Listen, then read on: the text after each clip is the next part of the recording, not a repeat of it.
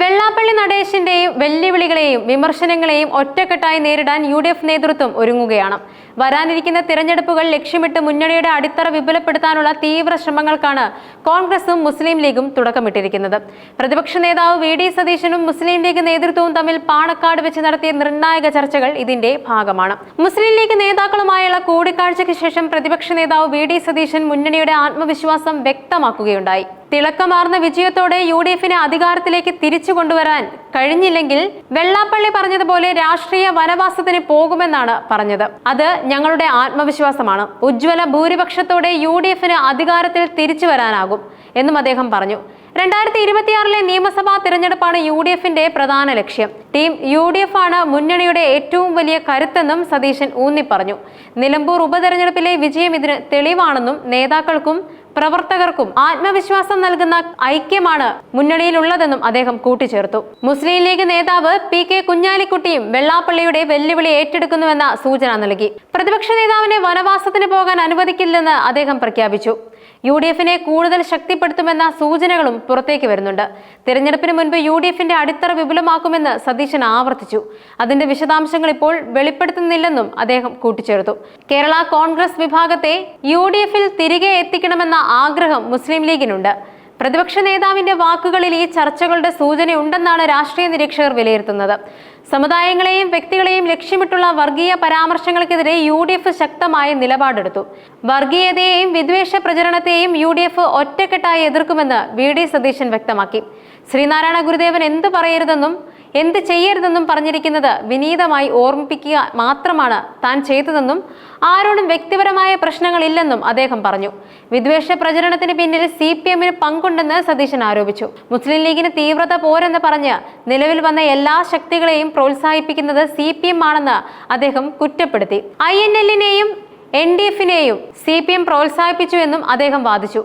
മതസൗഹാർദ്ദമുണ്ടാക്കാൻ എല്ലാ കാലത്തും പരിശ്രമിച്ച പ്രസ്ഥാനമാണ് ലീഗ് എന്ന് സതീശൻ ചൂണ്ടിക്കാട്ടി.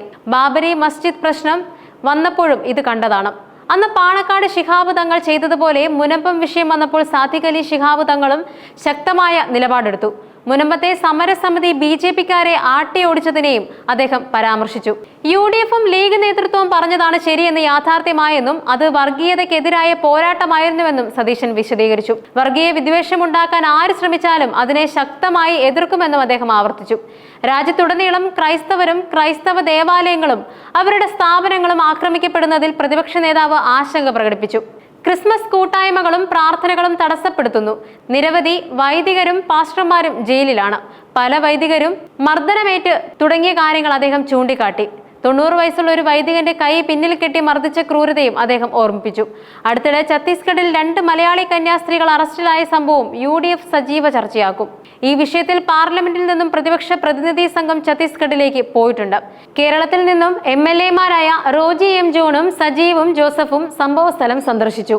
അവിടെ കുഴപ്പം കാണിക്കുന്നവരാണ് ആട്ടിൻതോലിട്ട ചെന്നായ്ക്കളെ പോലെ കേരളത്തിൽ കേക്കുമായി എത്തുന്നത് എന്നും പ്രതിപക്ഷ നേതാവ് പരിഹസിച്ചു.